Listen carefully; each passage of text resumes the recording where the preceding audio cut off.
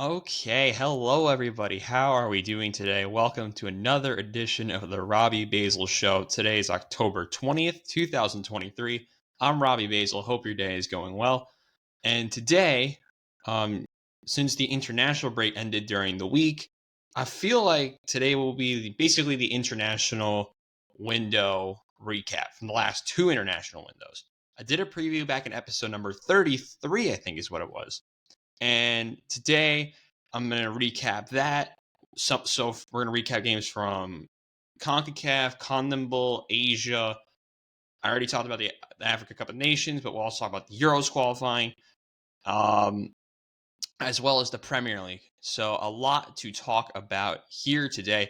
If I gave some thoughts yesterday on the NBA season. We gave some predictions for that on Into the Stands, as well as some brief comments on the Jets and Giants. The Jets are on bye this week. So I think with the window ending during this week, I feel like it would be a good time to go over the international window since we haven't done it yet for the last 2 months. So let's begin. But before we go into the international window, I'm going to dive into the Premier League for this week, and then we're going to head into the windows. So let's start with the Premier League because that's what we do. By the way, the FA Cup also starting soon. So once that comes around, I might dive into that a little bit as well. But the matches this week in the Premier League's back after the international break. Some interesting matchups to go over for sure. On Saturday, I believe there's 8 matchups on Saturday, 1 on Sunday, and 1 on Monday. So what to watch out for on Saturday? For me, this game should not be at 7:30 in the morning. And that's Liverpool-Everton. The derby between these two should not be the opening match of the day. I think this should be the 12:30 game.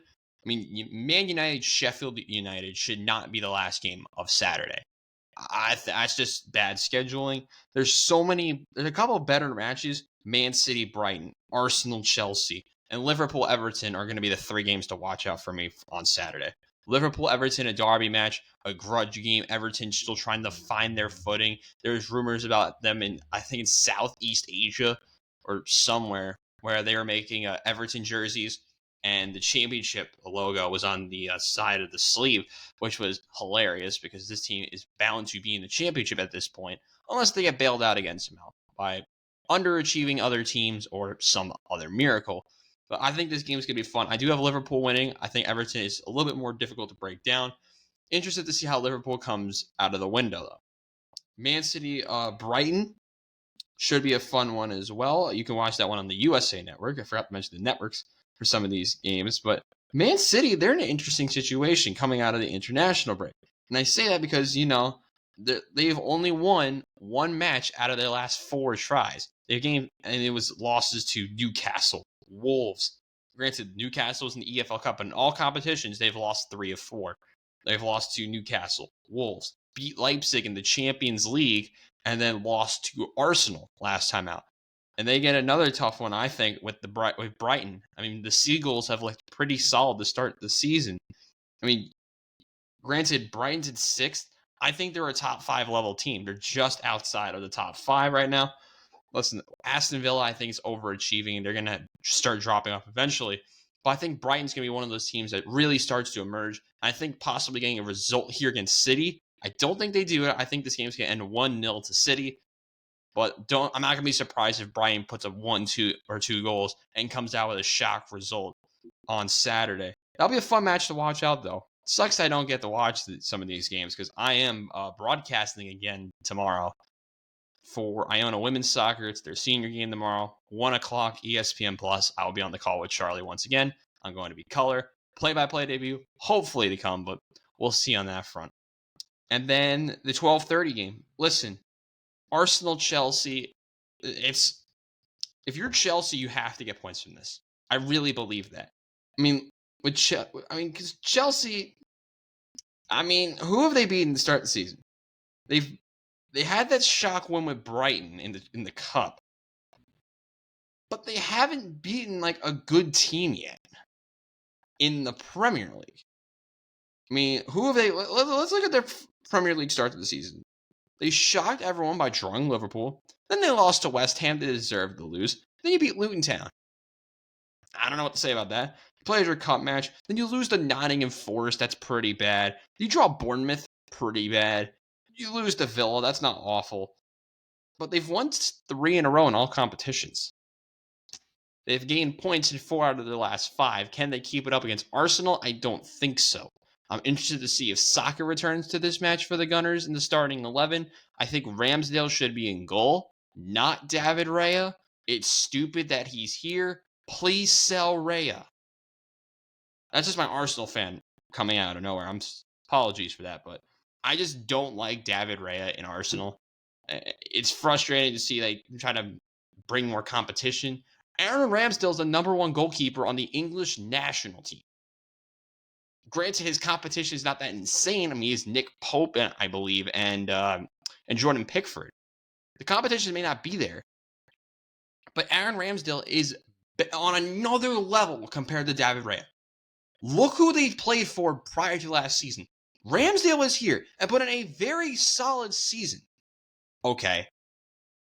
David Raya played for Brentford. Which, Brentford, not a bad club. But he just doesn't ever elevate the team at all. If you want to rest Ramsdale, okay. But some of these situations and what they're putting Raya into is stupid. Ramsdale should be starting more games. Prove me wrong. Arsenal win this game 2-1. That's my prediction for the game. Hopefully, everyone just stays healthy. I think this is just an Arsenal problem for everyone to not be healthy. That's my thoughts on it. Man United, Sheffield. I have a feeling United's going to win, but it's not going to look good. Newcastle, Crystal Palace, I think could be underrated. I think that match can be fun. Brentford, Burnley, not excited for that one. Bournemouth, Wolves, I'm going to be surprised if someone scores in that game at this point. And of course, we had Nottingham Forest, Luton, which should be the 7:30 game in the morning.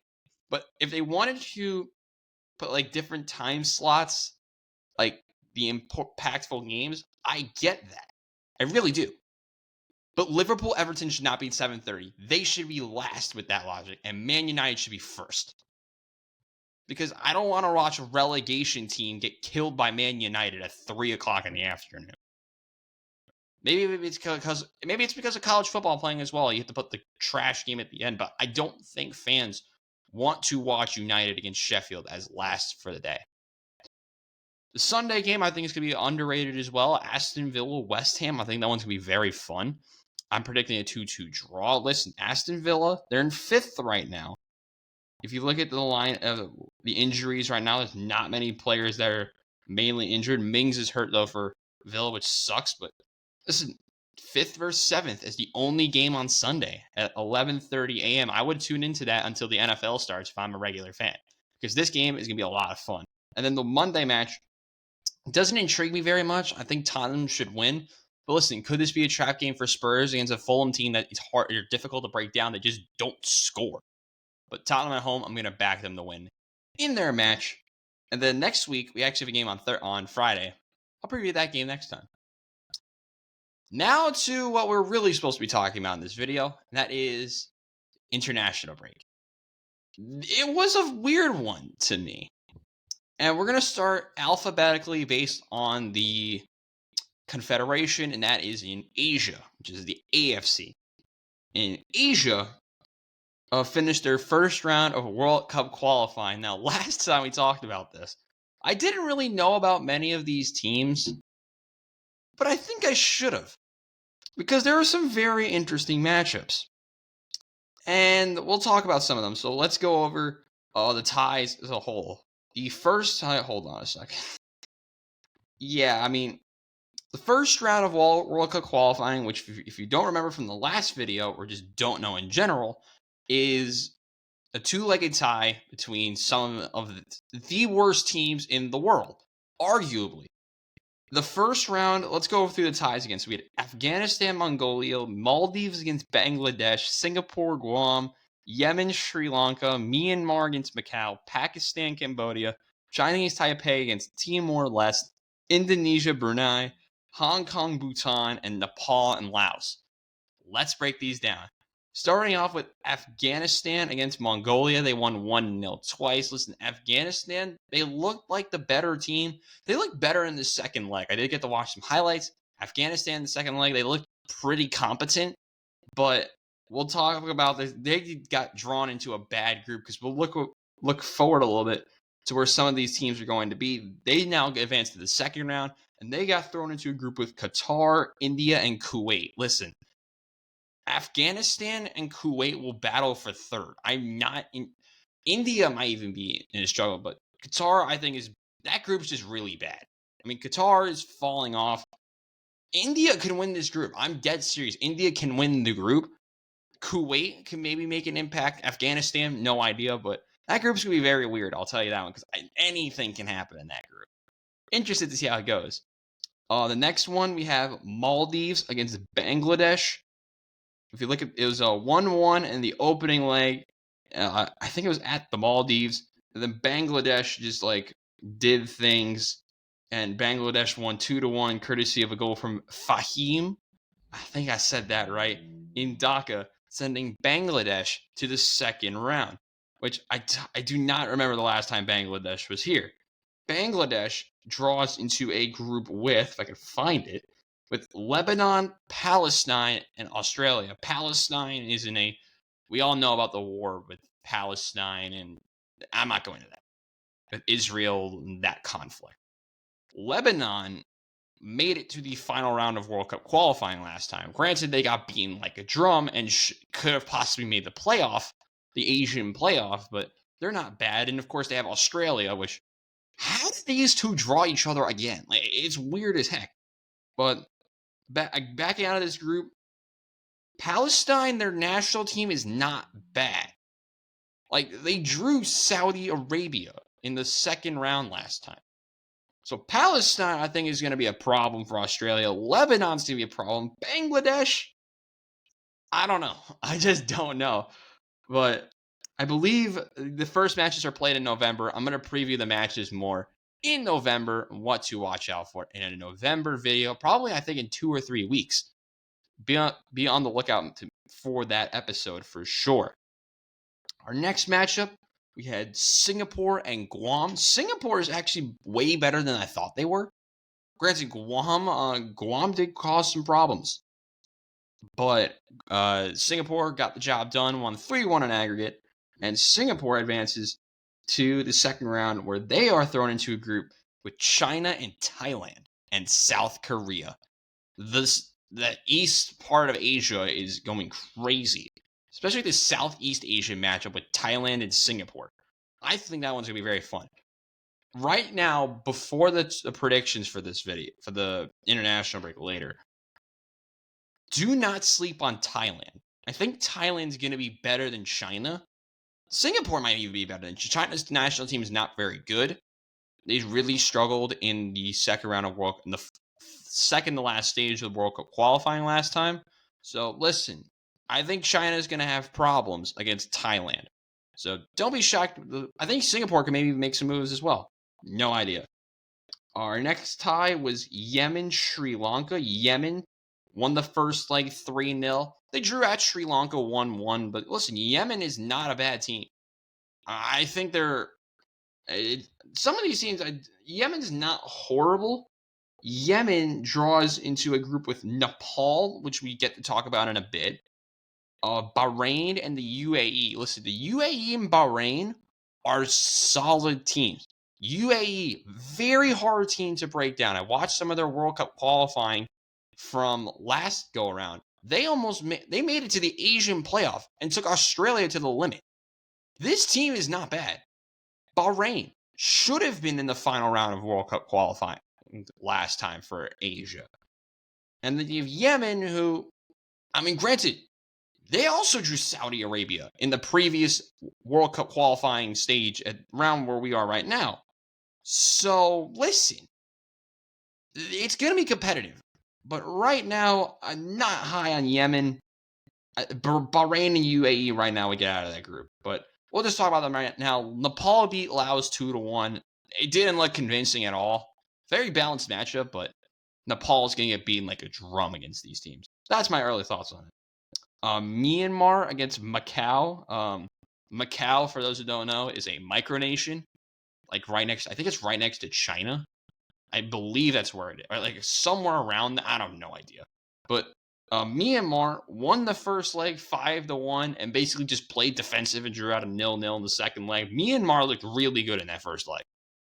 Their defense looks solid. They get drawn into a group which they have, I think, like a 0.4%, 0.5% chance to make it out of. It's Japan and Syria. Now, Syria, also not a bad team either. Like, they can compete with the Saudi Arabians, the South Koreas of Asia.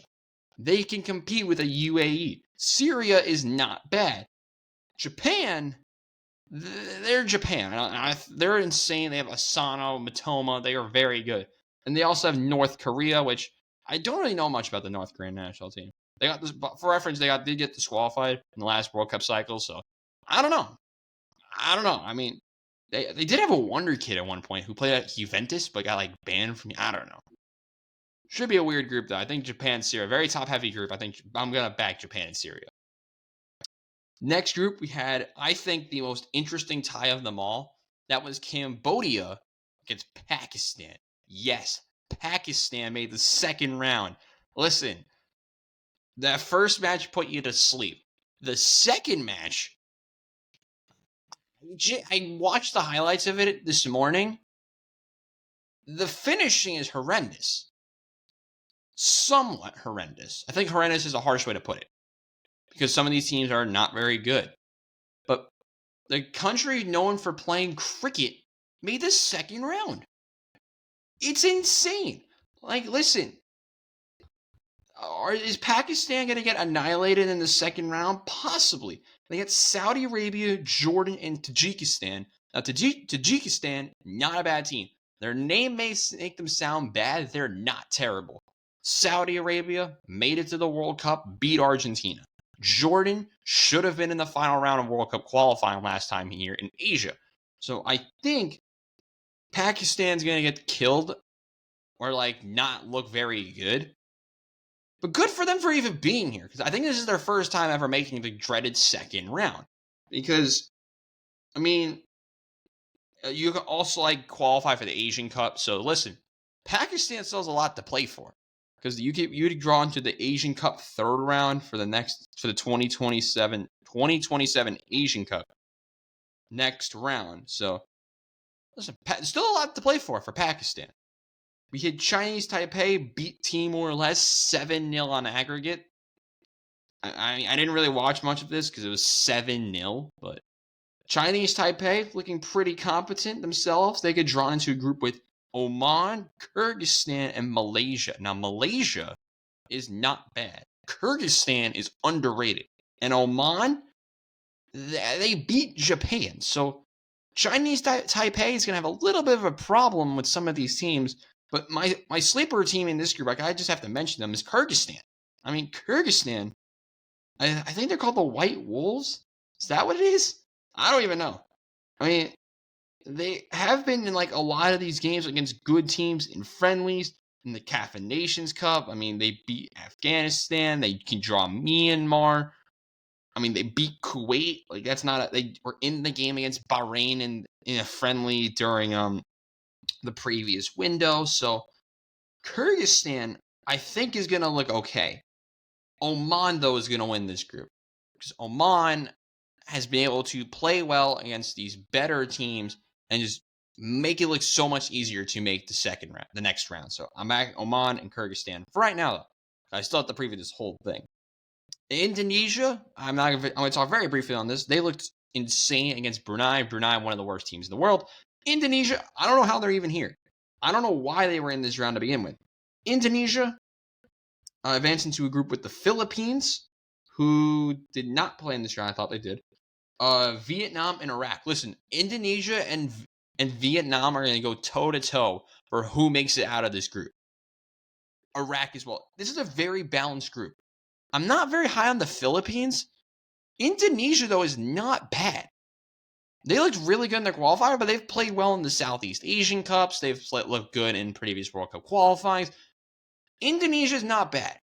I'm interested to see how, because I think it's going to be the battle of Southeast Asia with Vietnam and Indonesia. Iraq, not bad either. I mean, they're a pretty decent team. They, I think, finished 5th in their World Cup qualifying final round group, which isn't terrible. It wasn't last, so they had a chance to almost make it to the Asian playoff. Iraq is not a bad team. They're not a good goal scoring group, but I think their defense is pretty solid. So I think Iraq will have an interesting time with Vietnam, Philippines, and Indonesia. Hong Kong beat Bhutan 4-2 on aggregate. Hong Kong won 4-0 and then lost to Bhutan, which Bhutan, micronation. It's the battle of the micronations here. And this is the last game I'm going to talk about, by the way. Hong Kong draw into a group with... Where's Hong Kong? Here we go.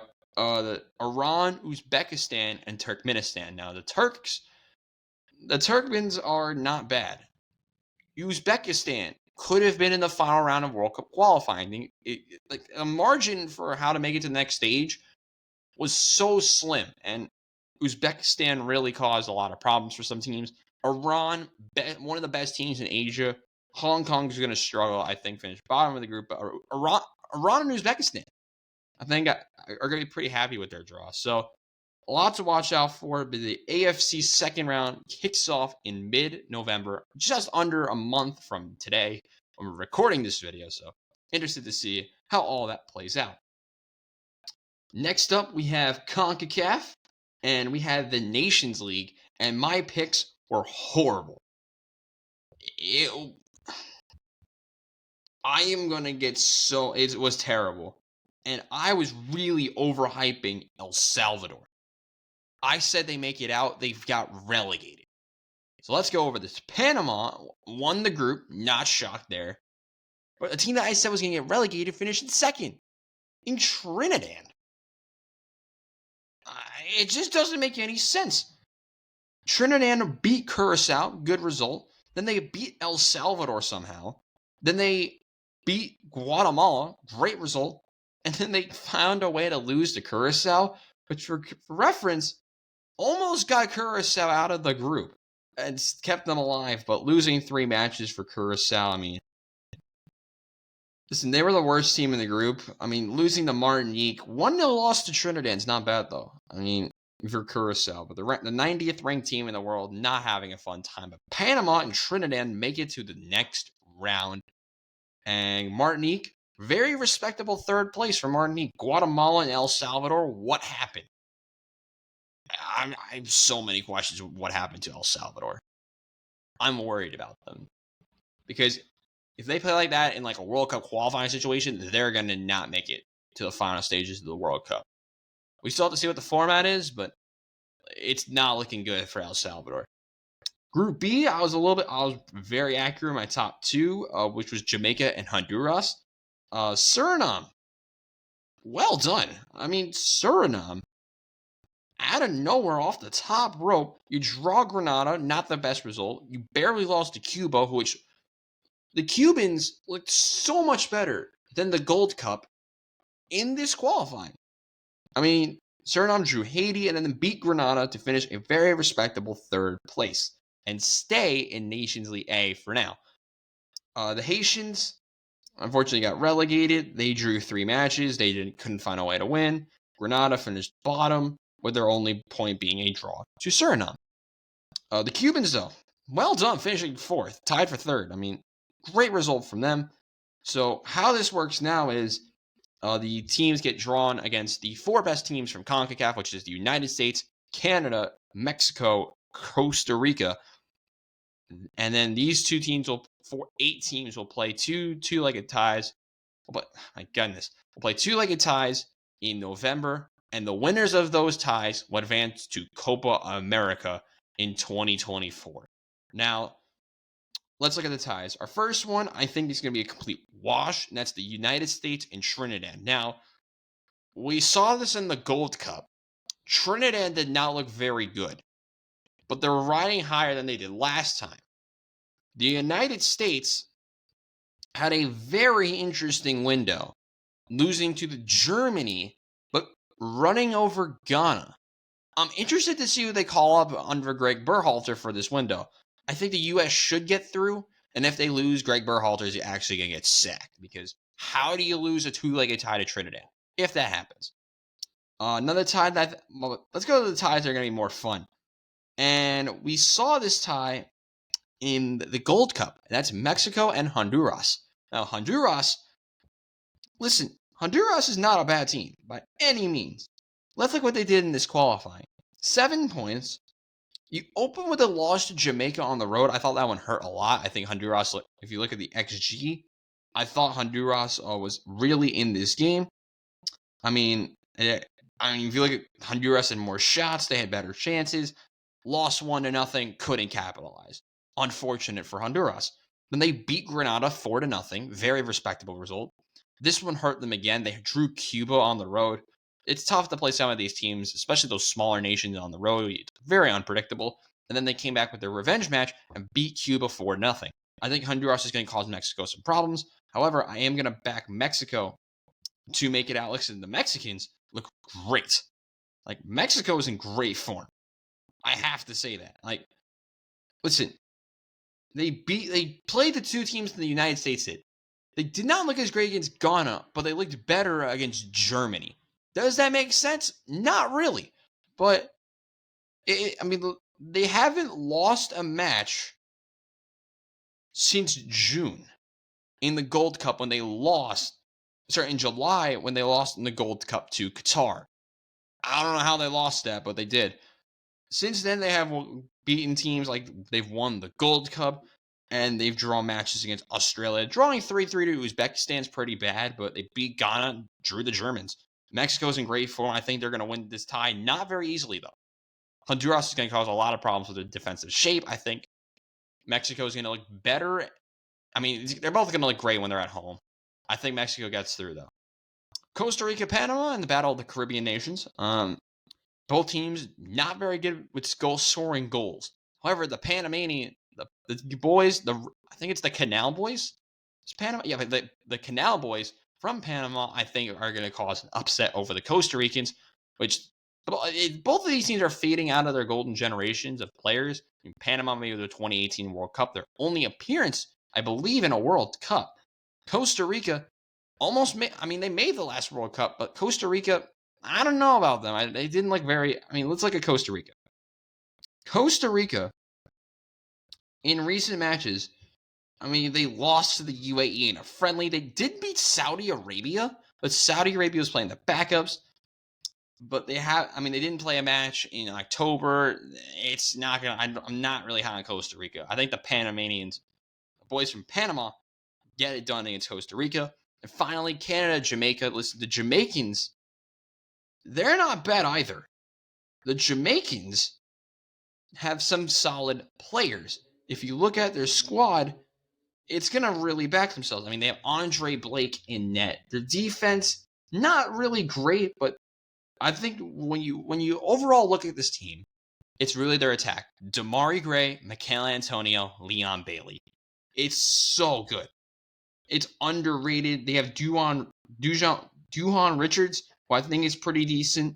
Corey Burke as well. You'll know him if you watch the New York Red Bulls. The midfield, it's not that great, but the attack's going to carry them. I think Canada could have some problems, but I think the Canadians do get this one done. The last time these two played, which was in the World Cup qualifying final stage, the Jamaicans lost 4-0, though they did draw Canada. These two did draw the last time these two, I believe, played in Jamaica back in 2021. Let's take a look. These two drew at Independence Park, which I believe where the first leg is going to be. I think Canada wins, but it's not going to look pretty. The Canadians are going to go through. So my team's making it to Copa America 2024. Mexico, Panama, USA, Canada are my teams. Right now, I have predicted going through, but I'm going to preview this more in November. Couple more places to talk about. Next, we're going to go to South America and CONMEBOL. Listen, there's a lot to talk about from CONMEBOL. And we'll start with the matches from the September window.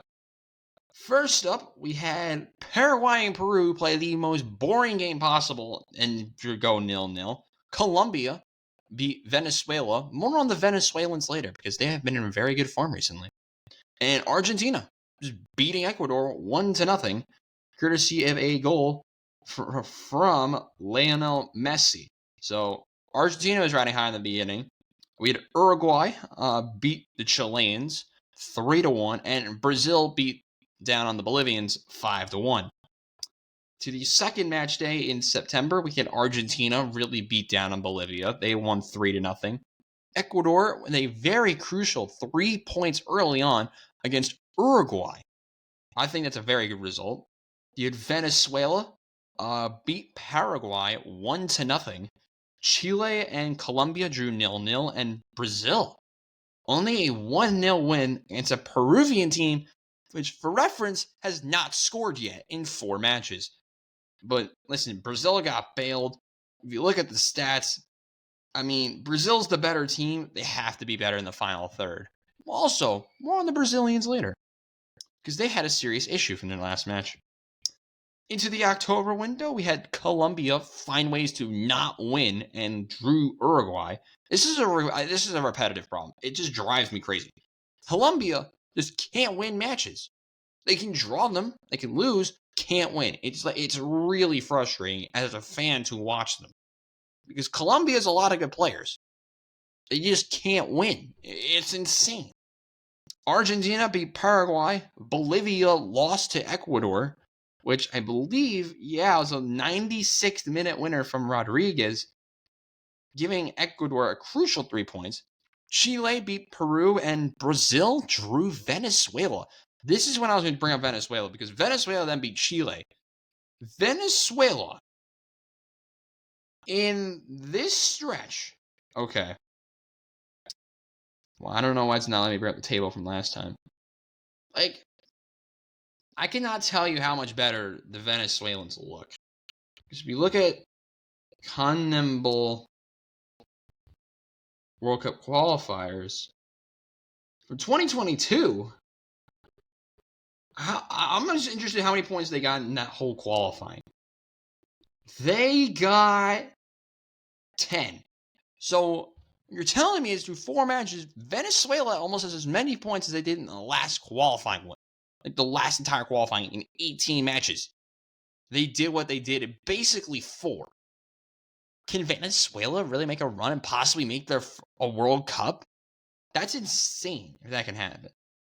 They've looked pretty solid to start CONMEBOL World Cup qualifying. We had Ecuador and Colombia battle a 0-0. Paraguay beat Bolivia. And then we had the concerning one. Uruguay 2, Brazil 0. We're seeing an emergence from Nicolas de la Cruz of Uruguay. I think he's in great form, one of the top goal scorers so far in CONMEBOL World Cup qualifying. But the worry right now for fans is the injury to Neymar Jr. He is the torn ACL, I believe, and will be out for the foreseeable future. He really is the prince that never became king. I mean, how good he was, Barcelona and all these other teams, and he just never was able to reach he's gotten to that level, like the peak level with Ronaldo and Messi. He just didn't get those Ballon d'Ors. He didn't get all those awards like the other two did. Hate to see it, but Neymar is out for the foreseeable future. Uruguay, though, picked up some crucial points, but Brazil, only 1 point in the window, has dropped them to 3rd. Argentina's flying. 4 wins. They have not conceded a goal yet. Uruguay in 2nd place on 7 points. And you had Brazil and then Venezuela tied for 2nd on 7 points. You have Colombia in 5th with 6. Ecuador, who have won 2 matches, but remember, they had 3 points deducted due to having an illegal player on their roster. So they're on 4 points. They really should be on 7 as well. Paraguay with 4, Chile with 4, so it's a 3-way tie for 6th. And remember, top 6 make it automatic. 7th's the playoff. It is the intercontinental playoff, so they'll be battling after that. Peru, who have yet to score more points than Bolivia, who are the only team to concede double-digit goals. I had a lot of hope for Bolivia, but they're really not living up to the hope that much. So far, at least. Now time for the moment you've all been waiting for, Europe. And the chaos is insane. For the Euros World Cup Euros qualifying for 2024. We'll open it up in Group A, where Spain and Scotland have basically clinched it. Norway choked it because Norway, if you look what they've done, Norway beat Cyprus. Let's look what they've done. So Norway had 3 Euros qualifying matches. They beat Georgia. Phenomenal result, by the way, over the Georgians. Because I did not think that Georgia was going to lose that match. I thought it was possible, but like, you really didn't think about it that way. And then Norway won. Phenomenal result for them. That really gained hope for Norway. Because let's look what else they've done. I could pull up this group again. Because remember, excellent. So we'll talk about that in a second. Spain and Scotland. So excellent. So Norway went out and won. And then Norway beat Cyprus. We knew that was going to happen. And then Norway lost to Spain, clinching the Spanish and the Scots into Euros qualifying, into the Euros. Norway now trying to battle for a playoff spot. Georgia already made the playoffs via the Nations League. They've already made it. I mean, they deserve it? Not really, but the Nations League has saved the Georgians. And then Cyprus, negative 23 goal difference. I think the less said about them, the better. But Spain and Scotland are 2 teams that we know will be playing in Euro 2024 in Germany. Group B, we saw France take care of business. They are unbeaten in their first 6 matches. They have also qualified for the tournament.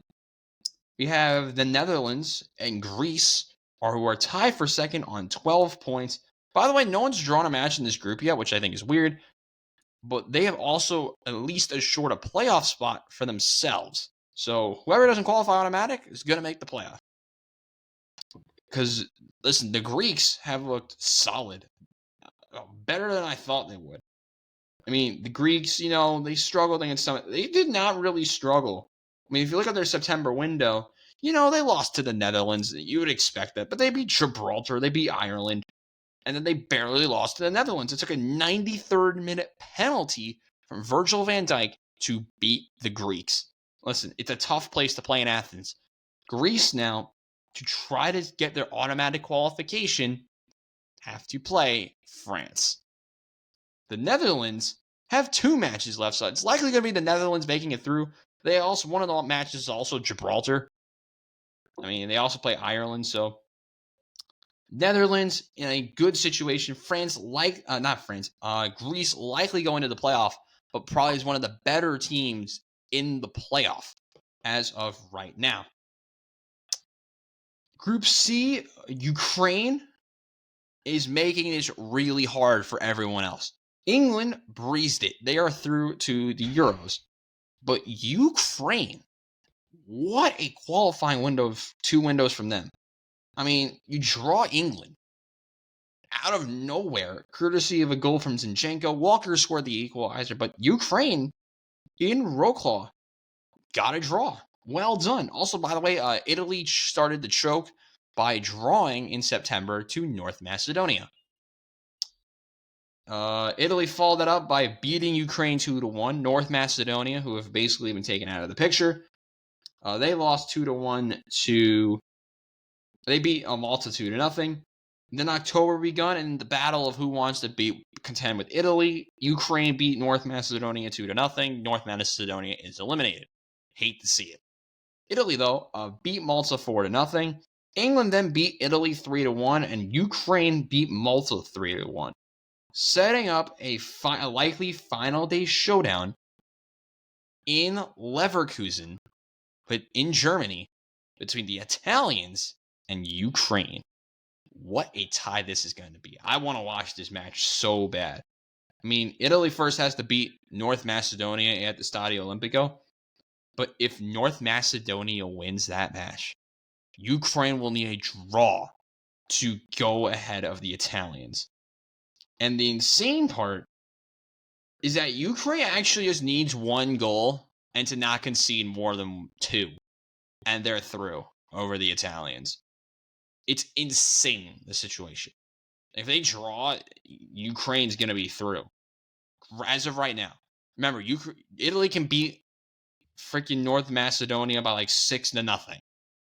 And then set up a winner take all. It's going to be a winner take all in Leverkusen. I think the Italians win it, but Ukraine causing a lot of problems. Imagine the scenes if Ukraine gets a result against the Italians and goes through. That'll be another tournament where the Italians have to go to try to make it to a global tournament through the playoff. The insanity, the outrage. I don't know. You don't choke it against North Macedonia again. That's all I know. What I also know is Group D is also totally crazy. So we have Turkey, Wales, Croatia, Armenia, and Latvia. Armenia and Latvia are basically out of it. Armenia, though, has a slight chance, but they have to play Wales and Croatia, so they're basically done. But we saw a team qualify out of this group, and it was shockingly the Turks. The Turks have been on riding high in this window. I mean, they opened it up with a frustrating draw against Armenia. That one really is frustrating. But then Turkey responded by beating Croatia and beating Latvia, sealing their deal and making it to Euro 2024. Wales, though, is making this also interesting for the Croatians because the Croatians lost to the Welsh 2-1 in Cardiff, setting up a situation where Croatia will now have to beat Armenia and hope Wales loses to likely Turkey on the last day in order to have a chance. If Wales gets a win and a draw in their second match, a draw gets more than 3 points, Wales is through and Croatia will be in the playoff and likely the last dance for Luka Modric.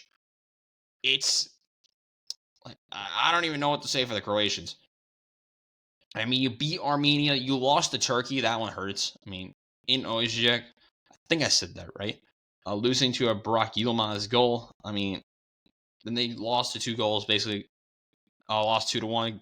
Curtin, from 2 goals from Wilson for the Welsh.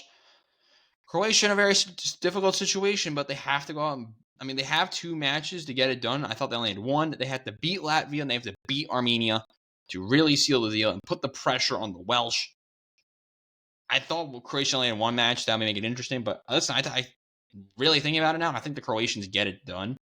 I didn't know Croatia had 2 matches left, but I think they get it done over the Welsh because the Welsh has to play Turkey. So that actually would not get Wales is not going to make it to the Euros if that happens because Croatia secured at least a playoff spot. Group E sees more chaos, and we start with our boys from Albania. I was hyping up the Albanians because I thought they would actually get it done. Boy, did they get it done. They drew Czechia. Not the worst result. It was in Prague. But you beat Poland. You beat Czechia. And then you just go out and then you don't get a match in late October. Albania is going to make the Euros. All they have to do is get points from either Moldova or Faroe Islands or probably both in order to really seal it because they cannot go to the playoffs. The situation for Albania, win both, make it easy. So if they draw Moldova, it's going to get really interesting because Czechia and Poland are right behind. Those 2 play each other to start the next window. Whoever loses is possibly done, especially if it's Poland. If Poland loses, they're out. And Poland cannot make it to the playoffs. So Lewandowski is in trouble because Czechia is not going to make this easy. If Czechia draws, they're basically through because Czechia plays Moldova at home. So basically, Czechia, if they get a point against Poland, they're basically through as well. And it's going to be Albania and the Czechs. Sucks if you're Poland because they have a good team. They just couldn't get it done. Lost some crucial matches. Drew some as well.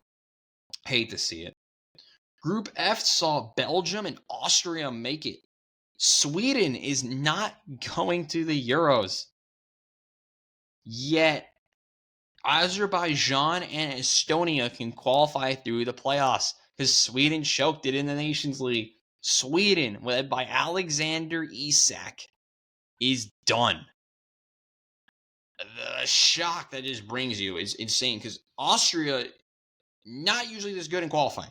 They usually bin it and absolutely sell. But we looked in these two windows. Let's go through September. You start with Belgium. They beat Azerbaijan pretty good. Sweden ran over Estonia, but they had a lot of work to do. Sweden then choked it and lost to Austria. 3-1 in Solna. And then Belgium beat Estonia. Then Estonia lost to Azerbaijan. That one sucks. And then Belgium beat Austria.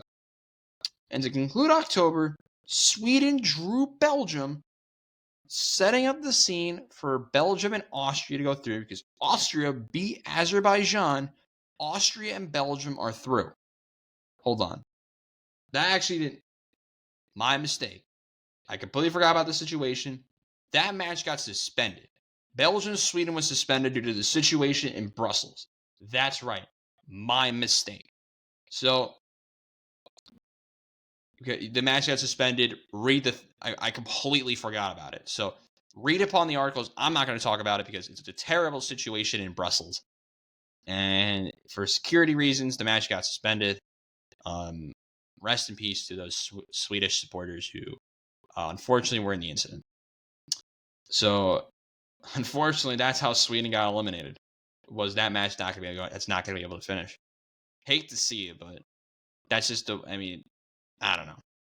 Sweden plays Azerbaijan. Austria and Belgium are just going to battle for first at this point. Austria has one match left. Belgium has two. Belgium should win this group, but hate to see that in football.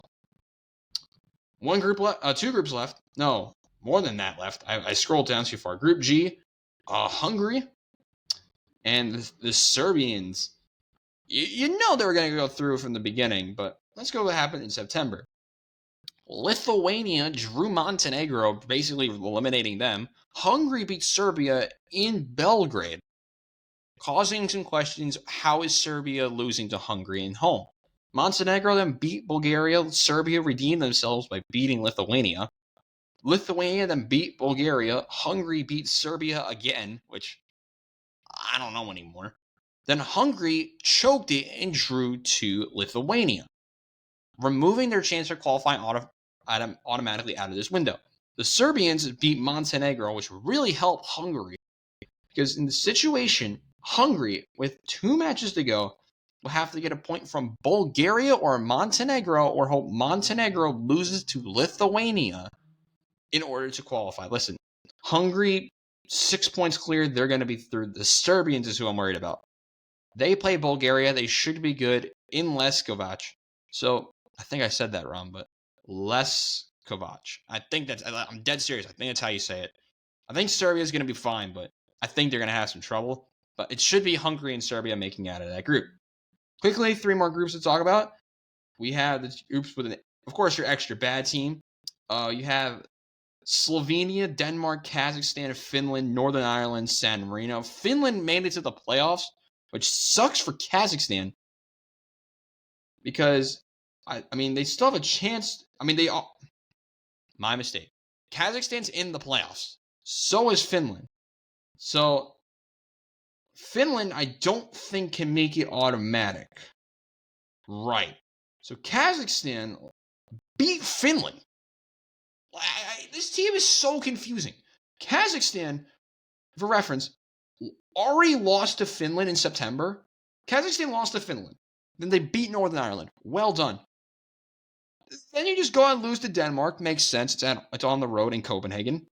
And then in Helsinki, you just beat Finland. I don't know what's going on anymore. Kazakhstan opens with San Marino. They should beat San Marino to get to 18 points. But what's the fun part is Denmark and Slovenia play each other, which could set up Slovenia-Kazakhstan as a likely winner-take-all match in late November. I just ran out of hope for this team when they lost to Denmark, and with Finland coming up, I thought they were going to lose. But Kazakhstan turned it around, and they're making this really fun. They opened with San Marino and Astana. By the way, shout out to San Marino for scoring, but I didn't like what they did against Denmark, trying to take out Højlund. I agree with Højlund. I don't know what they were doing. When you're playing against a bunch of amateurs, that could happen. But I'm surprised that Denmark was even in that, let San Marino in the game entirely. Slovenia struggled against Northern Ireland. A 5th minute goal from Jens Cherin, I think that's how you say it, sealed the deal for Slovenia in Belfast 1-0. And the matches in the next window, we have Kazakhstan, San Marino, Finland, Northern Ireland, Denmark, Slovenia, and then Northern Ireland, Denmark, which should seal Denmark should be sealed with their win against possibly Slovenia.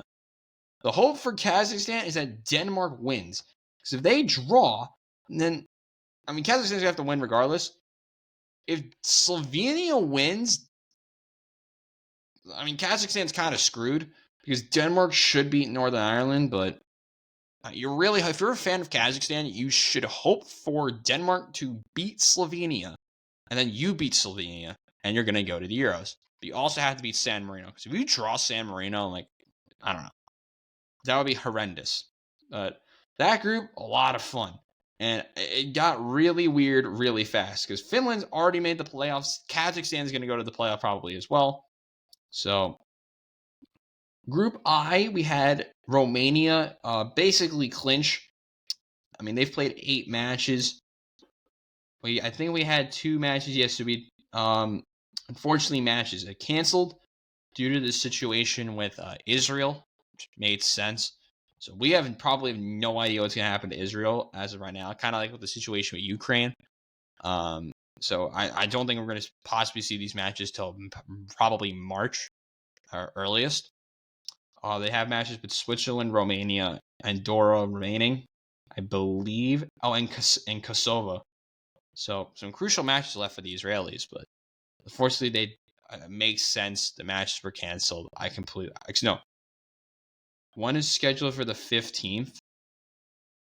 So I have no idea. I don't know.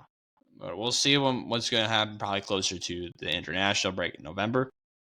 Romania made this really easy for themselves, basically easy for themselves, but the Israelis are going to make this really difficult. Switzerland probably needs a couple wins or two to string it all the way home.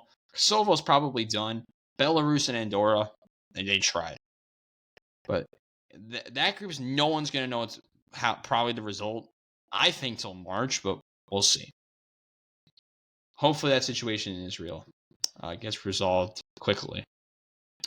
Group J, we have Portugal and Slovakia. Luxembourg choked it.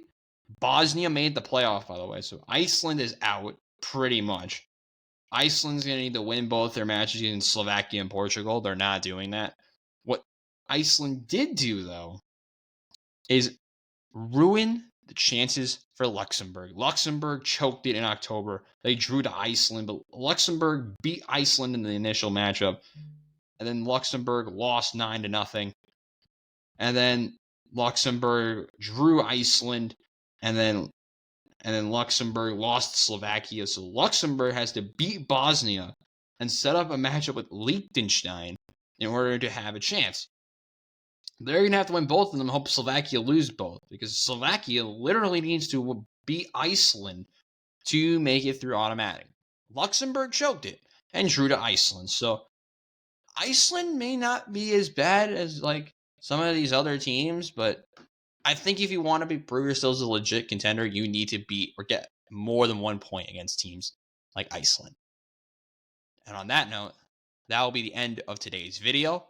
Hope you guys all enjoyed the content. Sorry if I made a mistake on situations here and there. My mind just blanked on it. But today we went through 4 qualifying sequences from Euros to CONCACAF, the CONCACAF Nations League, to CONMEBOL, to Asia. And we also went over today the Premier League. If you want to go get my thoughts from yesterday, from the Jets to the Giants, as well as the NBA, and a quick question about Major League Baseball, make sure to tune to the last episode of Into the Stands from yesterday. Link to that will be in the description. That's all for now. I'm Robbie Basel saying so long. Enjoy your weekend. I'll see you guys on Monday. Goodbye, everyone.